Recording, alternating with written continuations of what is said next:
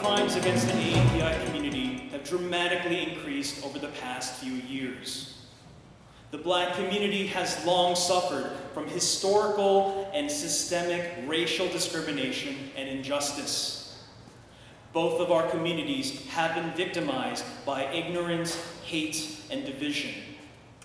But we, together, we have the power to fight back using knowledge, love, and solidarity. We have the power to build a better country where peace and justice prevail. Together, we stand against injustice. Together, we prevail. That is why we are here tonight. That is why we rally together.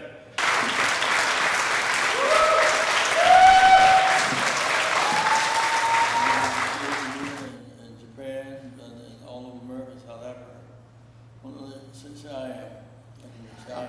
Okay, so he has traveled around the world. He went to South Korea, he's been to Africa, Europe, South America. He wants everyone to repeat after him. I am. I am. Somebody. Somebody. I am. I am. Somebody. Somebody. Respect me. Respect me. Protect me. Never neglect me. Never neglect me. I am. I am. Somebody. Somebody. I'm Asian. I'm Asian. Korean. I'm Korean. Beautiful. Beautiful. I'm proud. Proud. Respect me. Respect me. Protect me. Respect me. Save the children. Save the children. Stop the violence. Stop the violence. Save the children. Save the children. Stop Stop violence. the violence. Stop hatred. Stop hatred.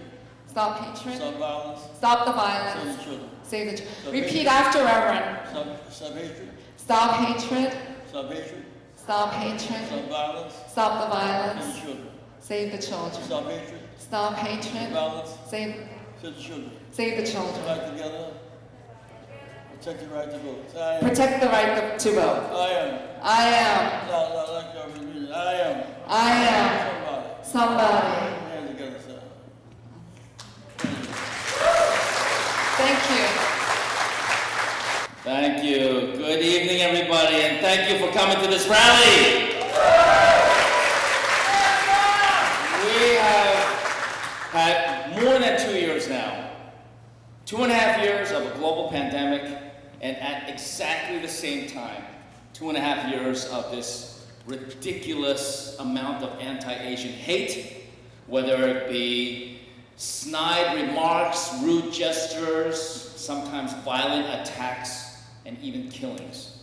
This is how bad it has been in this country, and even right here in New York. And we all understand what this hate looks like, what it feels like. We've all lived through it through our lives. The way to combat this is through a host of actions. We need to provide more resources, public funds for building the infrastructure in the Asian American community, to make sure that organizations like CASE, like KCS, like many organizations that support all the people in the AAPI community have the help and the resources that they need. We also have to have law enforcement hold people accountable, those who are responsible for the attacks. But we also have to look at the long view. And in the long term, the only way to eliminate the hate against Asian Americans is by understanding what hate comes from. Hate comes from ignorance, it comes from fear. Fear because this global pandemic has claimed millions of lives and has made people very sick, and also has brought about economic uncertainty. And ignorance because, unfortunately, people still, to this day, don't know a whole lot about Asian Americans. When 2,000 Americans were asked last year to name one Asian American, just name one, 42% of these 2,000 people couldn't even name a single Asian American. And the ones who did, who were able to name somebody, the most common response was Jackie Chan. I mean, look, I like Jackie Chan. He's a little goofy, but he's not Asian American, he's from Hong Kong. The point is, we need people to understand what Asian Americans are, so that we're not always either the model minority or the perpetual foreigner, or even worse, this yellow peril, so that people can stop hating us and blaming us for everything from economic recession to a global pandemic, calling it the China virus, telling us to go back to China. And you know, when people say go back to China, they don't actually mean China itself, because they don't even know a whole lot about China and Asia. So they equate China to Asia. That's how many, I mean, you know, we had a late United States senator's daughter, not knowing that she was going to be caught on camera, call out, make racial epithets against somebody who actually lived here her whole life, but her family's from Korea. And this daughter of Senator Kennedy, Maura Kennedy, told that Korean American young woman to go back to China. I mean, this is the kind of absurdity that we have to face. I want to give a shout out to Stephon Kim, who exposed who that person was in that taxi cab, who told that Korean woman to go back to China. Yeah, we can give him a hand clap.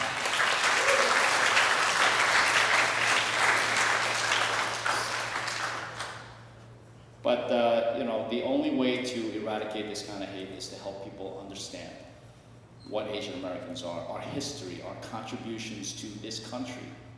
It's not just the building of the railroads. It's not just the Japanese put into the prison camps during World War II. It's about so much more. It's about Vincent Chin, the killing there of it, and even worse, the government action that took place after Vincent Chin was beaten to death by baseball bats. It's also about the first Korean American immigrants who arrived to the United States in 1913, and making sure that people understand that history. It's also about making sure that people understand what the riots in LA and the boycotts against grocery stores in New York City were about, and what resulted from those kinds of struggles of Asian Americans. That's what it takes to eradicate hate. That is why Assemblymember Ron Kim and I, we sponsored legislation in the New York State Senate and Assembly to require the teaching of Asian American studies in New York public schools, so that the next generation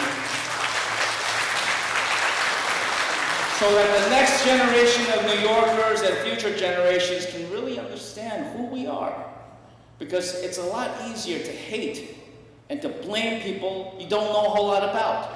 But once you get to know people, you see them as real human beings, as Americans. And that's what we need to do. And tonight, to have this rally attended by all of you, but to be boosted by an American hero, no less. Somebody who I've looked up to for decades. Somebody who broke barriers in this country in a time that was not easy still. Somebody who grew up in segregation and in outright and overt racism. To have the Reverend Dr. Jesse Jackson step up and say he is supporting this bill. This is going to make this bill happen and get passed in the state legislature.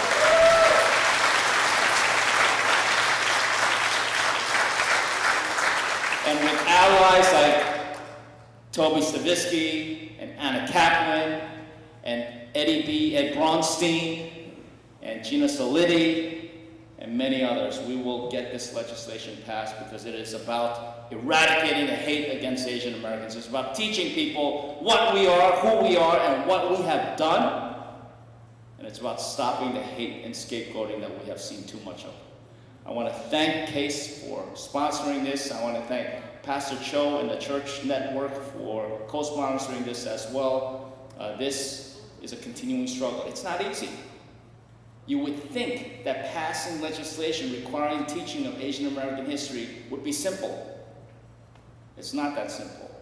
There are opponents who think that there should not be this kind of legislated requirement.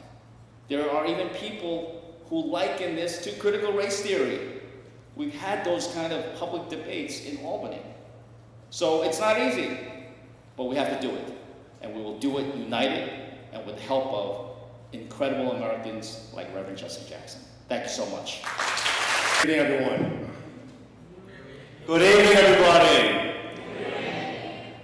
Let me begin by recognizing Reverend Jesse Jackson for joining us today. His presence to me represents the radical love that we need at a time of so much violence and hatred. He didn't have to be here today due to his health, due to his, the stuff we're going through, being in Bayside, Queens, in the middle of the summer. We have a historical figure joining us because this means that much to him and making sure that we get this right moving forward. And I want to also acknowledge John, because just like how Reverend Jesse Jackson is showing up for the Asian community, when I was a young person growing up, I saw John showing up to the Black and Hispanic communities as an Asian American leader when they needed us. So he was in a room like this, filled with young and accomplished Black leaders talking about economic and social justice when no Asian person was in that room. And looking up to John, I realized that is the kind of camaraderie and solidarity that we need to build to root out the hatred and violence in our communities. I'm gonna just share two quick stories. When I first got elected, 2012, I remember I was up in Albany and I was very proud. First Korean American, making history. They gave me a shiny new pen, which I lost in about 2 days. But I remember going down the hallway of this very famous place in the Capitol, and I was stopped by an older, seasoned politician who asked me, hey, are you that guy that replaced Grace Mann? I was like, yes, someone recognizes me, yes. And that person asked me, hey, do you know how to dance like Psy? This was the first day I was in Albany. Psy was a famous YouTuber. And these are the type of microaggressions, even before COVID, that Asians and Asian Americans, even elected officials like myself and John, had to go through in places like Albany. But second story, many years later, I was joined by so many of the leaders here, including Charles Yoon, the Academy President, and others, when we celebrated a resolution to recognize a very historical Korean figure named Yoo Gun-sin, who was a freedom fighter from South Korea, who liberated South Korea from Japanese oppression 102 years ago. And we recognized her and celebrated her history on the floor of Albany. And from there on, it changed perspectives and mindsets of so many people in places like Albany. And many people started to see Asian Americans and Korean Americans with a different perspective.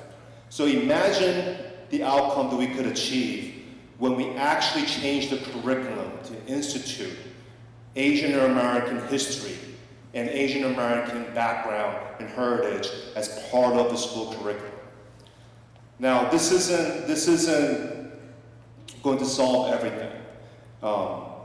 Like John and others have said, there are short-term goals. We need to stop the bleeding, to stop the hatred. But the long-term solutions that politicians like myself and others could never absolve ourselves from the duty of is to improve the social conditions. That is the root, the declining social conditions that is the root of the violence and hatred that pits communities of color like Asians and Blacks against each other. The system in front of us, they want us to fight. They want us to hate each other. They want us to be pitted against each other.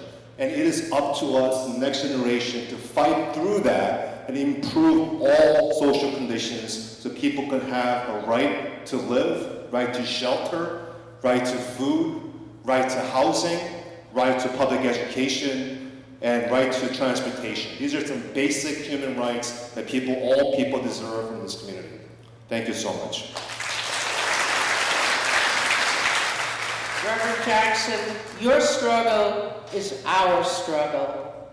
And to my friends in the Asian American community, your struggle is our struggle, the same way that Senator Kaplan and I happen to be Jewish, and your struggle and our struggle is one. We are in literally solidarity. I must say that I am particularly honored to meet Reverend Jackson today, because in 1984, I was a delegate to the San Francisco Democratic Convention, and people spoke about Governor Mario Cuomo's speech, but the best speech, and I was called by the press when I got home, we didn't have computers in those days, and they said to me, "What did you think of Governor Cuomo's speech?" And I said, well, compared to Reverend Jackson, it was electrifying, as you know. I am a co-sponsor of Senator Liu's bill, and I'm a former high school social studies, so I get it. But there's more that we can do. And that bill, I think, really should have been passed, and we should be enacting legislation along those lines. But I introduced legislation which says that when somebody is convicted of a hate crime, the normal penal code takes effect, the penalties are enacted, but we should add one other thing. The law says that the courts may require the perpetrator, the person who's convicted, to undergo sensitivity training, education training to understand why it's wrong. That bill has passed both houses of the legislature. The number is Senate 6570. It has not been sent to the governor yet, but I promise you I will make a call next week to make sure that it's delivered to the governor promptly and that it's enacted. Because hate has no place here or anywhere throughout the world. So let us continue to struggle together, and eventually I think we will all be successful. Thank you. Thank you. My name is Anna Kaplan. I am New York State Senator for District 7 and your neighboring district. I want to first of all say what an honor and privilege it is to share this stage with Reverend Jesse Jackson. You are an icon that has been a role model for so many people. And may you always shine and be that beacon of hope for everyone.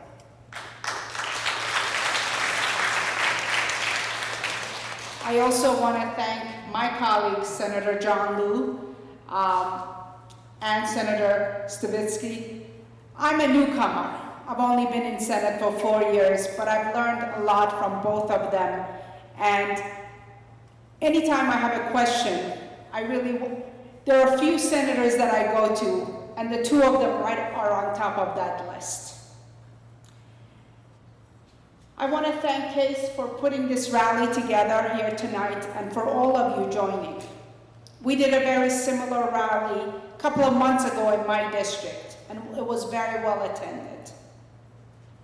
Thank you for being here, and thank you for standing all united, saying that hate has no home in our community, that hate has no home in state of New York. State of New York has always been a beacon of hope and also a place that have always been inclusive and has welcomed people from all over the world. I myself, as a Jewish political refugee, I came to this country at age 13. And I am living the American dream.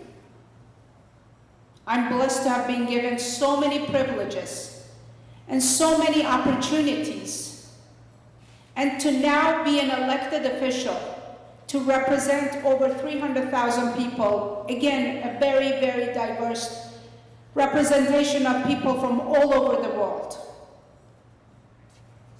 We all have to recognize that we have so much more in common than our differences.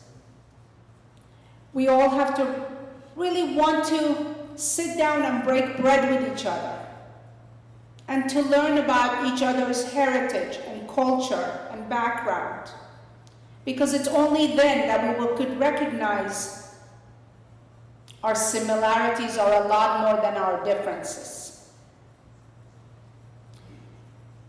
The unfortunate reality is, in the last 5 years, we have seen such increase in hate against Asians, against Jews, against Muslims. But we can all show that we are so much stronger when we unite. When we say together in one voice, hate against one community is hate against all of us. And that we will not stand for it here in this state. We are blessed to have representation in New York State Senate and in Assembly that's very diverse and that is voice for so many different communities, and we have to always encourage that. And I hope that you understand that you will always have an ally in me, and I'm proud to be your voice in Albany with the help of my colleagues, and I am a proud sponsor of Senator John Liu's bill, and we are going to work really hard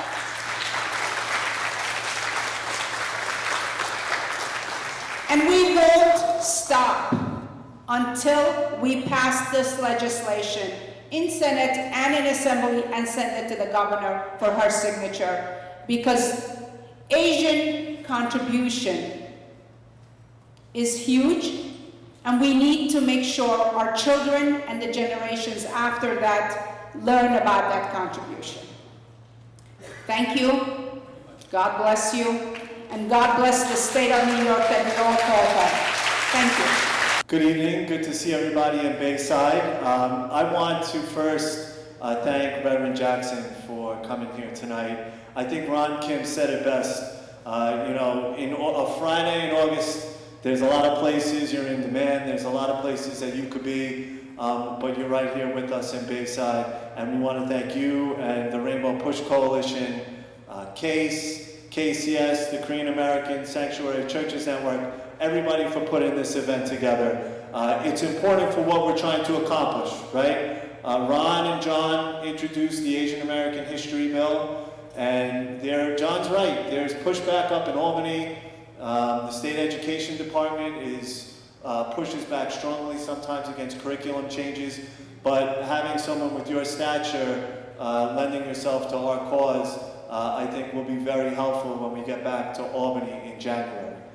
And I'm supporting the Asian American History Bill. I'm a co-sponsor for two reasons. And first, like John and Ron said, for the long term, educating our young people about how Asian Americans are part of the fabric of our community, how their contributions to our country, will have a long-term impact on the uptick that we've seen in anti-Asian hate. It'll promote understanding and awareness.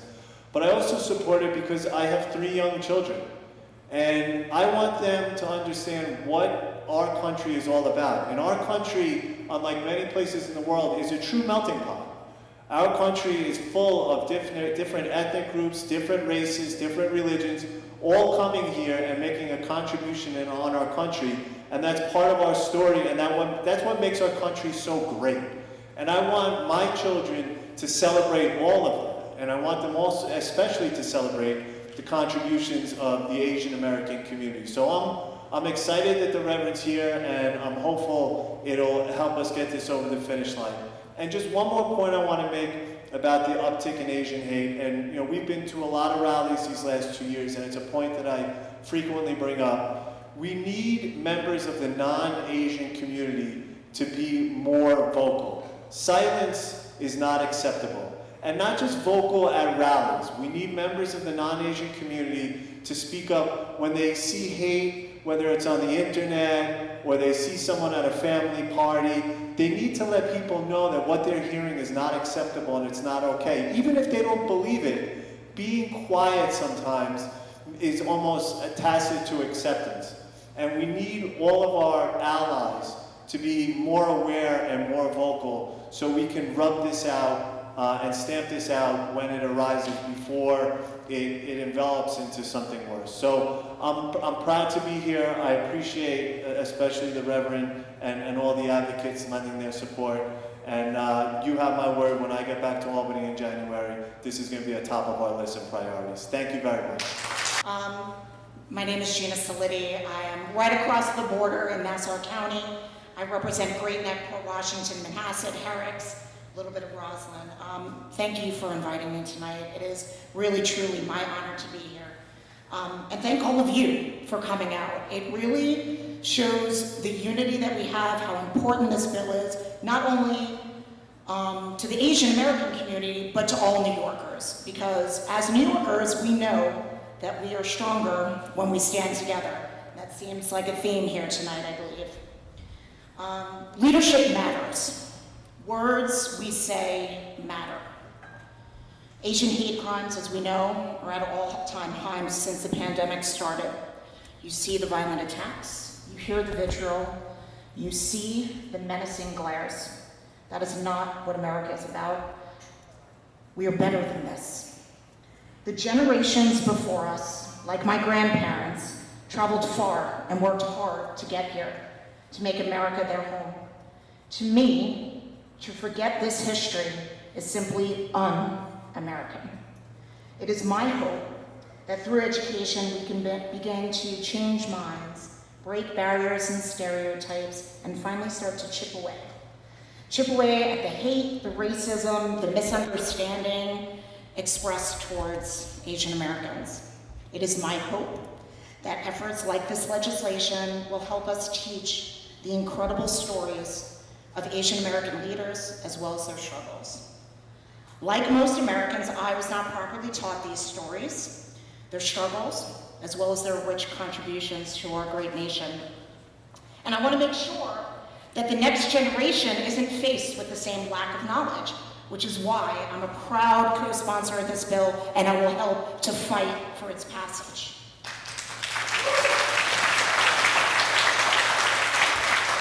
I understand that education may not bring the fastest results, but it will bring about the longest lasting ones. We all need confidence. We all want hope and peace, especially in this complex world we live in, and it all starts with education. Senator Kaplan mentioned it before. Back in May, we hosted a rally together with Senator Liu as well in support of this bill, and not everyone liked what we were doing. From the moment we announced our support for this legislation, the emails and the calls started. Why can't you just leave our kids alone and just stick to the basics? Where does it end? Why is this even necessary? You know why we are here, and you know why this is necessary. My friends, please know that I proudly stand with you. I will continue fighting for this bill's passage, but we need your help. What we're doing here today will show that this bill has support, and it shows the necessity for it. You, of course, obviously have my support and the other elected officials here, but tell your friends to call their assembly members, call their senators, and let's do this together. Let's get this bill passed and make our history books complete.